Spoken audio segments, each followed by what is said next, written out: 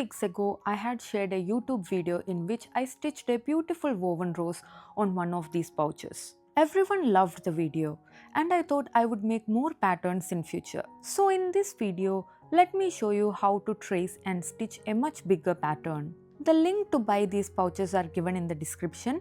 Please do check it out. Using Pro Circle and heat erasable pen, I am drawing a simple pattern on one side of the pouch. I am drawing a bigger pattern with 3 flowers and some leaves in it. After tracing the flowers, start tracing the leaves. Make sure the leaves are thick and big enough.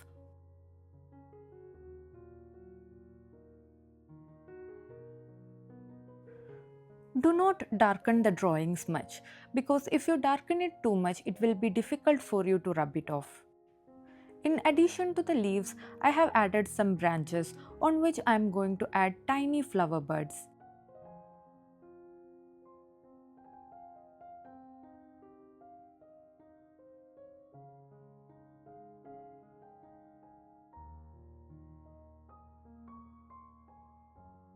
Add smaller circles inside the bigger circles to do French knots. As you can see, I have finished tracing the pattern. Now let's start doing hand embroidery. I am using stranded Anger cotton threads for doing hand embroidery on the pouch. I always suggest you guys to use Anger threads or DMC threads for doing hand embroidery. First of all, we are going to do French knots at the center of the flower. For that, I am pulling out some required amount of thread from the thread bundle and cutting it out using the scissors. I am using 12 strands for doing hand embroidery of the French knots. To know more about embroidery threads, please do check the tutorial link given in the description. I am stitching this pattern without the help of an embroidery stand or embroidery frame. You can use an embroidery frame if you want. First of all, I am filling the center of the flowers using French knots. I am using 12 strands for doing the French knots. Please do check the description for more tutorial links about French knot stitch. As I have told you before, I am not using any embroidery frame or embroidery stand while stitching. Therefore, it is a little bit difficult to keep the work steady while taking the video.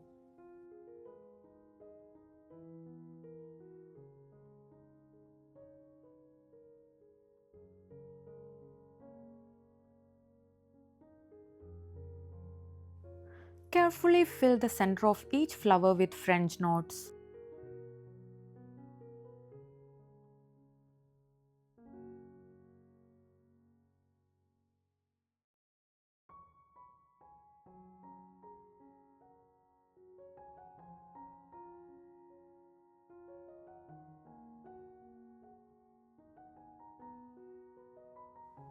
So I have finished the center of first flower.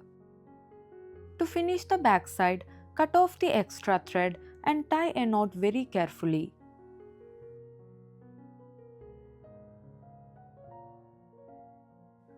The back side must be really neat, so always make sure to cut off all the extra threads. Now let's move on to the next flowers. Using the same thread color and 12 number of strands, I am filling the French knots at the center of the other flowers also.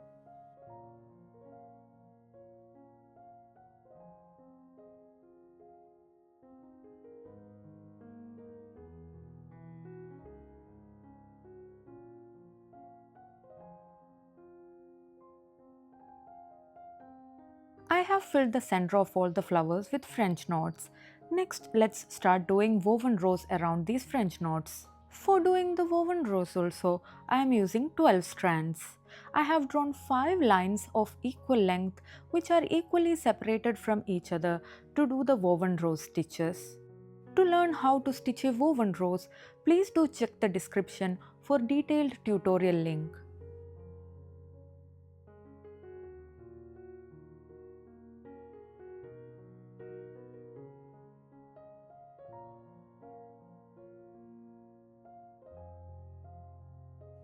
After doing the 5 base stitches, start weaving the thread around these 5 base stitches.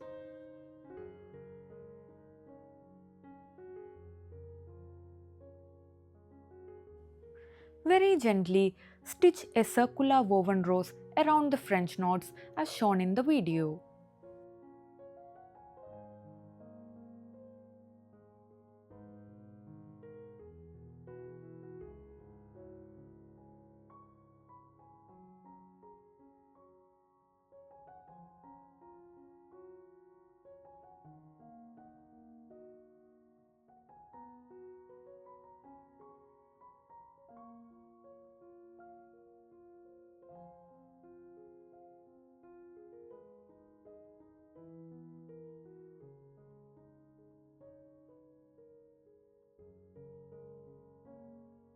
Keep on weaving until the circle is full.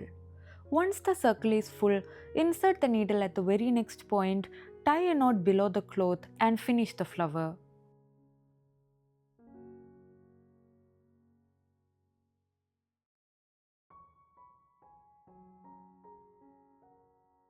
To do the other woven roses, I am using a different color.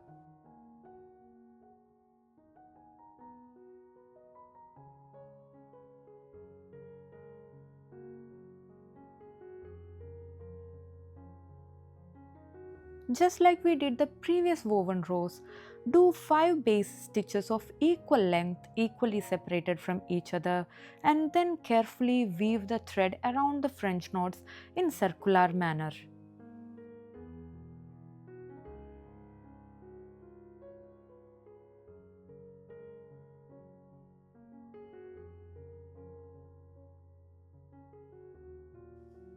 Once the flower is finished, just insert the needle at the very next point, pull it down from below, tie a knot at the bottom and finish the back side of the flower. To tie a knot on the back side, cut off the extra thread, tie a knot very carefully without pulling the thread and then cut off the extra thread. Always keep the back side of the cloth really neat. So we have finished the flowers. Next, let's do the leaves. For doing the leaves, I am using 6 strands and I am using fishbone leaf stitch to do the leaves. To learn more about the fishbone leaf stitch, please do check the description for detailed tutorial. I have used 2 different shades of green color for doing the leaves. I have used olive green and a darker shade of green. Very carefully stitch all the leaves.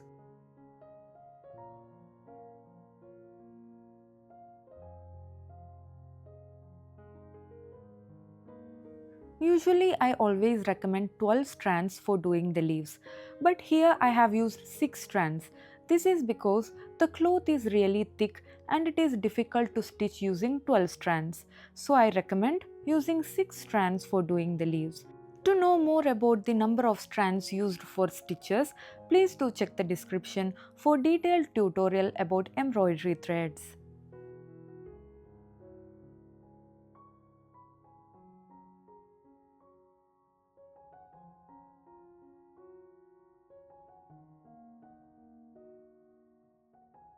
So this is how we stitch a fishbone leaf. To fix the leaf on the cloth, tie a knot behind the cloth and cut off the extra thread. Next, let's do the branches and flower buds. For doing the branches, I am using back stitch. The number of strands used for doing the back stitch is 3.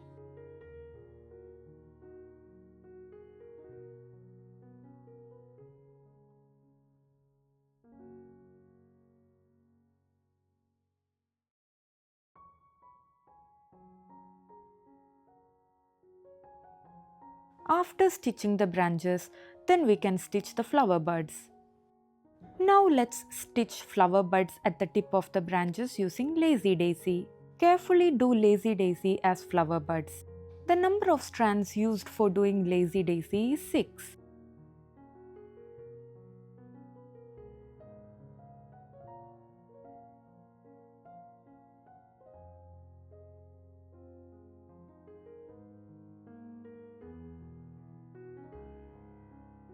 Lazy daisies can help you make beautiful flower buds and increase the beauty of the pattern. The detailed lazy daisy tutorial is given in the description. Please do check it out.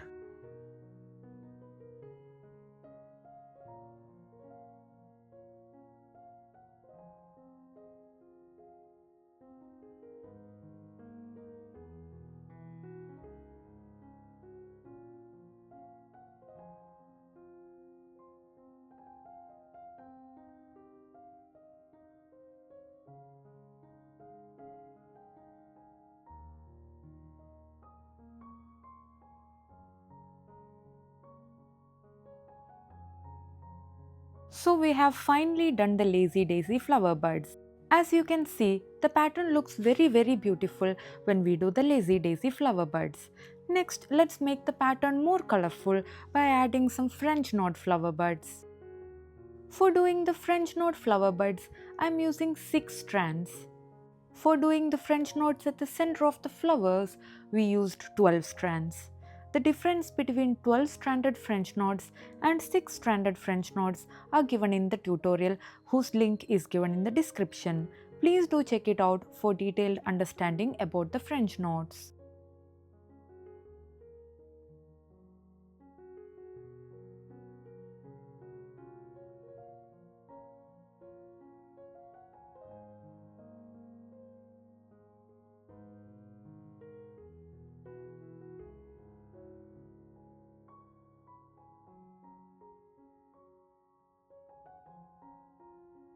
So this is how a French knot flower bud is done.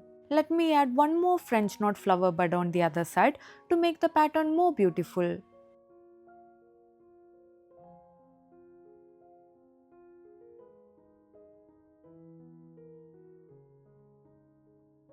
To finish the back side of the French knots, tie a knot below the cloth, cut off the extra thread just like we did in all the previous cases. So this is how the finished pattern looks like, and the back side of the pattern looks like this. Make sure to cut off all the extra threads to keep the back side very neat. Please like and subscribe to my YouTube channel if you liked my tutorial. Check the description and pinned comments for more detailed tutorials. Thank you.